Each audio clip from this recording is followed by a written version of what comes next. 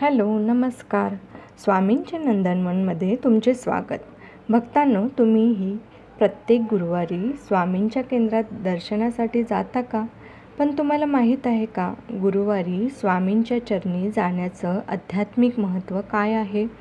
असं म्हणतात की गुरुवारी श्रद्धेने स्वामींचे दर्शन घेतले तर मनाला शांतता, सकारात्मक ऊर्जा मिळते, आत्मविश्वास वाढतो, नकारात्मक विचार दूर राहतात. गुरुवारी केंद्रात गेल्यावर त्या वातावरणात भक्ती आणि सकारात्मक ऊर्जा भरलेली असते. तेथे बसून काही क्षण श्री स्वामी समर्थ हा जप केला तरी मनातील तणाव, चिंता, भीती कमी झाल्यासारखी वाटते. फक्त इच्छा पूर्ण व्हावेत म्हणून नाही, तर मनाला योग्य दिशा मिळावी, जीवनात समाधान मिळावं आणि गुरूंचा आशीर्वाद लाभावा म्हणून गुरुवारी केंद्रात जाणं महत्त्वाचं आहे.